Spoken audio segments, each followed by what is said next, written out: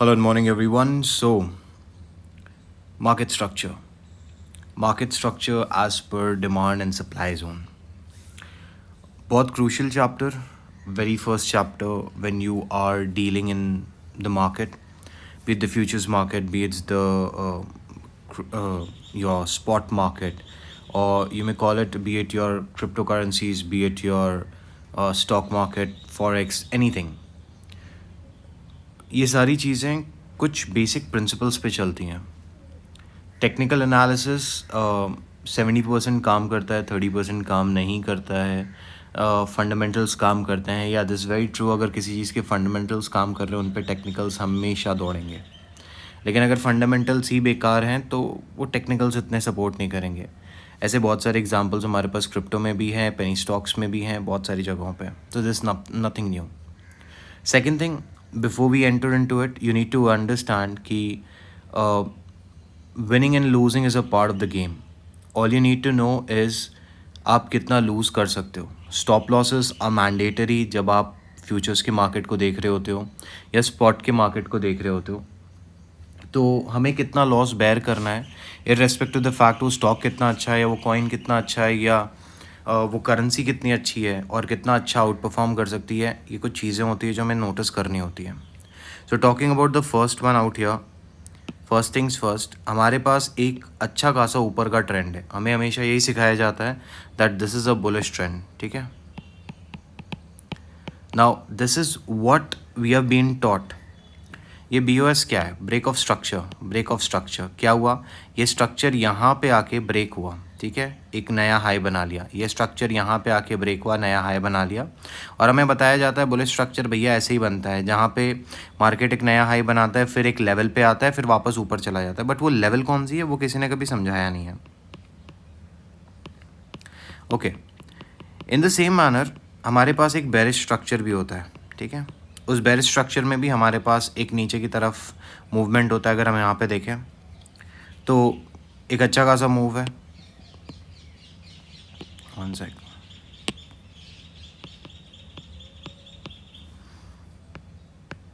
ये downward momentum है. हमें दिख रहा है सीधा सीधा मार्केट नीचे की तरफ आ रहा है.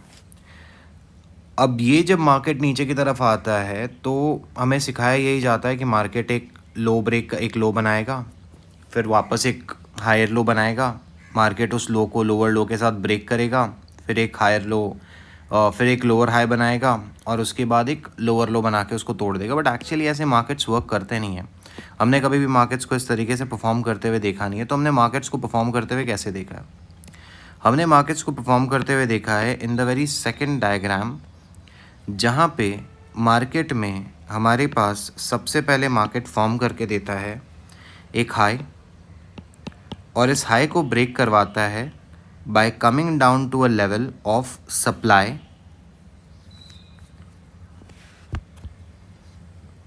डिमांड और सप्लाई. एंड इस जगह से अपनी डिमांड फुलफ़िल करने के बाद मार्केट ऊपर की तरफ अपने एक नए जोन को बना लेता है. जब ये जो नया जोन पॉइंट बनाता है तो इसने जो प्रीवियस हाई को ब्रेक किया होता है, इसे हम बोलते हैं ब्रेक ऑफ स्ट्रक्चर. अब माइंड यू, मार्केट कभी भी सीधा नीचे नहीं आता है. मार्केट इस तरीके से लहराते हुए नीचे आता है. वो कहाँ पे आता है? वहाँ पे कोई FEG हो सकता है, पॉइंट ऑफ इंटरेस्ट हो सकता है, कुछ भी हो सकता है. वो उस लेवल को पकड़ता है. वहाँ पे जितनी भी मूवमेंट होती है डिमांड की, उसको लेने के बाद मार्केट एक नया ऑल टुगेदर हाई बनाने के लिए निकलता है.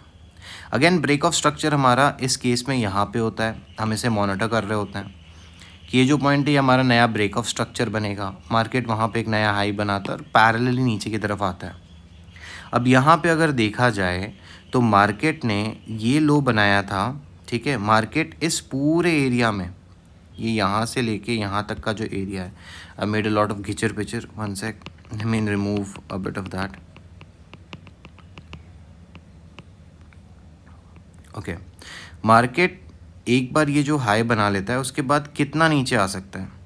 तो मार्केट ना अपने लो पॉइंट से पहले कहीं पर भी आ सकता है. वैसे ही जब मार्केट ने ये वाला हाई बनाया तो इस हाई से लेके इस लो के बीच में मार्केट कहीं पे भी आ सकता है. मार्केट ने यहाँ पे जो ये हाई बनाया, तो ये इस हाई से लेके इस हाई के बीच में जितने भी लो हैं उनमें कहीं पर भी आ सकता है। अब ये अंदाज़ा लगाना कि किन लोज पे आएगा उसके बारे में हम नेक्स्ट चैप्टर पे डिस्कस करेंगे, बट इस तरीके से मार्केट मूव करता है। गलती हम क्या करते हैं, हम हमेशा जैसे ही मार्केट इस लेवल को ब्रेक करता है और एक नया हाई बनाता है, हम इसे एज लोअर हाई पकड़ लेते हैं। जैसे ही मार्केट इसे ब्रेक करता है हम इसे लोअर लो पकड़ लेते हैं और वापस इस एरिया पे आ जाते हैं मार्केट को शॉर्ट करने के लिए। ठीक है, मार्केट क्या करता है, नीचे आता है, अपने लेवल्स को टेस्ट करता है और ऊपर जाके उसको ब्रेक कर देता है।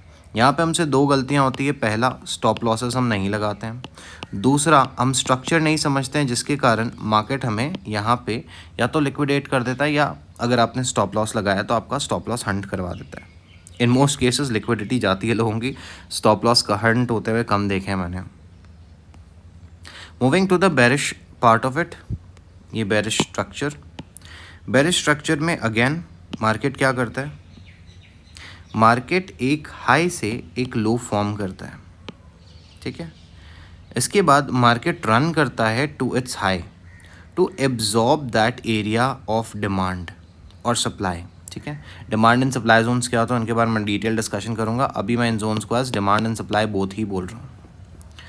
मार्केट में जब ये जोन क्रिएट हो जाता है तो मार्केट नीचे की तरफ आना स्टार्ट करता है, अपने स्ट्रक्चर को ब्रेक करता है और नीचे आता है, एक नया लो बनाता है। अब मार्केट इस एरिया से लेके इस एरिया में कहीं पर भी अपना हाई बना के वापस नीचे की तरफ ब्रेक ऑफ स्ट्रक्चर की तरफ मूव कर सकता है। कुछ लोग यहाँ पे शॉर्ट की पोजीशंस लगा लेते हैं, कुछ यहाँ पे लगाते हैं, कुछ यहाँ पे, कुछ यहाँ पे। जनरली जो स्टॉप लॉसेस होते हैं वो इसके यहाँ पे लगते हैं, बट अगर आपको अपना एसएल यहाँ पे लगाना है तो आप अपना शॉर्ट पोजीशन यहाँ से नहीं कर सकते, बिकॉज इतना लंबा एरिया है, आपका लॉस का जो परसेंटेज है वो बहुत ऊपर जा सकता है। आपका स्टॉप लॉस जो है, अगर आपको अच्छी ट्रेडिंग करनी है तो 0.5% से लेके 1% के बीच में होना चाहिए।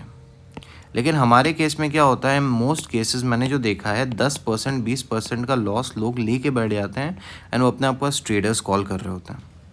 नेक्स्ट, मार्केट ने जब ये वाला एरिया बना लिया, यहाँ से उसने अपनी लिक्विडिटी एब्जॉर्ब की, लिक्विडिटी बोलूँगा अभी, यहाँ पे जो अपने डिमांड सप्लाई जोन पे आया उसने एब्जॉर्ब किया इस एरिया को और मार्केट यहाँ पे नीचे आके एक नया ब्रेक ऑफ स्ट्रक्चर दे देता है हमको, इंडिकेटिंग व्हाट, कि मार्केट अब इस रेंज से लेके इस रेंज के बीच में वापस आ सकता है। अब यहाँ पे फॉर एग्जांपल उसके पास कोई पॉइंट ऑफ इंटरेस्ट होता है, मार्केट अपने इस लेवल को हिट करता है and then it goes down. So this is how a proper market functions. Now, it was easy explaining it out here, but इस चीज़ को मैं चार्ट्स पे कैसे दिखाऊंगा, चार्ट्स पे आपको कैसे समझाऊंगा। So stay tuned for the very next video, जिसमें मैं आपको बताऊंगा कि किस तरीके से हम मार्केट को चार्ट्स पे प्लॉट करते हैं एंड अंडरस्टैंड करते हैं। Now it can be a 2 minute time frame, it can be a 5 minute, it can be a 1 hour, 4 hour, 3 hour, 1 day, 1 week and monthly and all that you want. So for the time being, this is it. In the very next subject I'll see you. So this was basically a basic understanding chapter.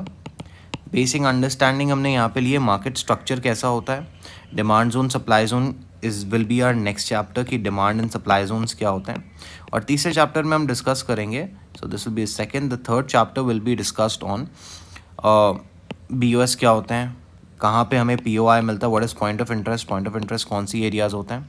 So for that stay connected and if you like the content please do share it with your friends and family and will catch you in the very next video very soon.